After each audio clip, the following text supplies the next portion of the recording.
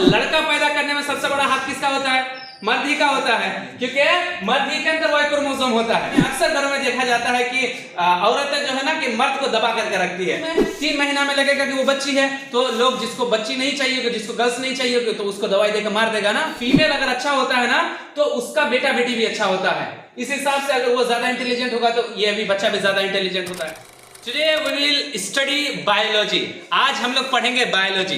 तो बायोलॉजी क्या है? जो हमारी ह्यूमन बॉडी है, हमारा जो बॉडी है, इसके अंदर हमारे बॉडी कैसे काम करता है, इसके अंदर क्या फंक्शंस होते हैं, इसके अंदर एनर्जी कैसे डेवलप होता है, हम कैसे चलते हैं फिरते हैं, ये सारे मैकेनिज्म हमारे बॉडी के अंदर जो है ये बायोलॉजी के अंदर आता है। तो बायोलॉजी में हम लोग पढ़ते हैं अल्लाह रब्बुल इज्जत की निशानी, ये how Almighty Allah created a human body with a complex structure. जो ह्यूमन बॉडी को अल्लाह ने कितने सारी चीजों देकर के बना है, ब्रेन है, उसके अंदर हार्ट है, उसके अंदर लंग्स है, उसके अंदर हमारे और बहुत सारे न्यूरॉन सिस्टम है, सारी चीजें हैं।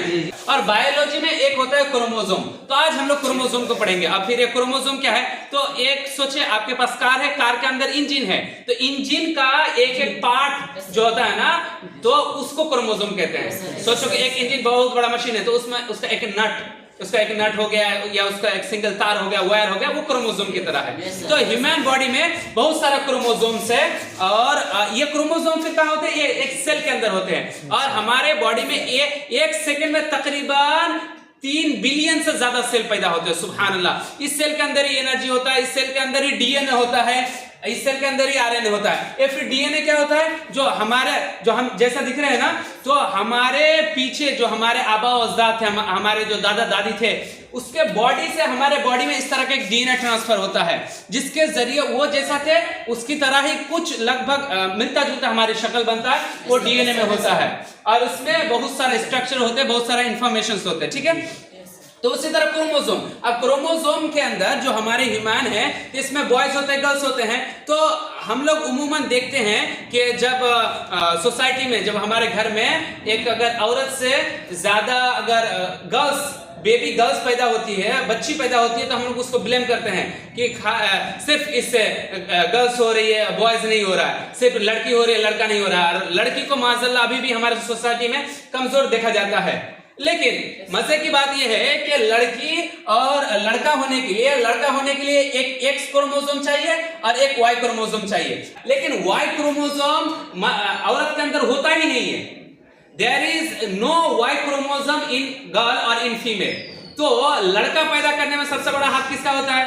मर्द ही का होता है, क्योंकि मर्द ही के अंदर वाई क्रोमोसोम होता है, लड़की के अंदर वाई क्रोमोसोम नहीं है। लेकिन ये हमारे सोसाइटी में क्या हाल है कि अगर लड़का पैदा नहीं हो रहा है तो हम किसको ब्लेम कर रहे हैं?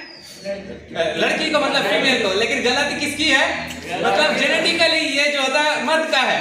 क्रोमोसोम का जो बेसिक फंक्शन होता है, तो मर्द के क्रोमोसोम से मतलब बहुत कम हमारे ऊपर असर होता है। लेकिन आपका अगर माँ के अंदर जो क्रोमोसोम होता है ना, वहां से 70% आपके ऊपर असर होता है। तो अगर आपकी माँ, लेकिन हमारी माँ और हमारे आने वाली फ्यूचर वाइफ या कोई भी हो, अगर फीमेल अगर अच्छा होता है ना, तो उसका बेटा बेटी भी अच्छा होता है। इस हिसाब से अगर वो ज्यादा इंटेलिजेंट होगा तो ये भी बच्चा भी ज्यादा इंटेलिजेंट होता है। क्यों बोलिए? तो ये 70% जो है ना क्रोमोसोम से इंफॉर्मेशन जो आता है वो माँ की तरफ से आता है। इसी वजह से हुजूर सल्लल्लाहु अलैहि वसल्लम ने बताया है कि जब माँ हो, ठीक है ना, तो जब कोई ब्याह शादी करने जाए तो अच्छे से जांच पड़ताल कर ले, क्योंकि वो आपके फ्यूचर के बाल बच्चे जो होने वाला है उसका असर इस पर बहुत ज्यादा पड़ता है।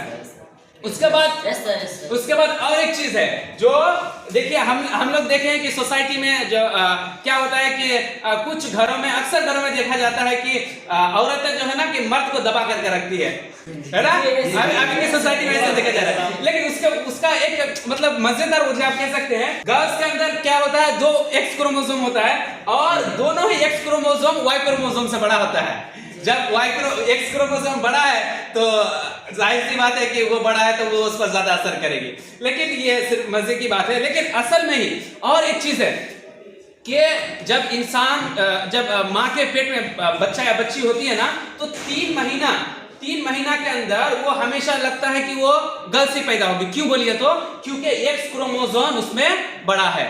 इसी वजह से इंडिया और बहुत सारे कंट्री में आप माने मशीन लगा करके चेक नहीं कर सकते, ये अलाउ नहीं है कि बच्ची है या बच्चा है, क्योंकि शुरू में 3 महीना में लगेगा कि वो बच्ची है, तो लोग जिसको बच्ची नहीं चाहिए, जिसको गर्ल्स नहीं चाहिए, तो उसको दवाई देकर मार देगा ना।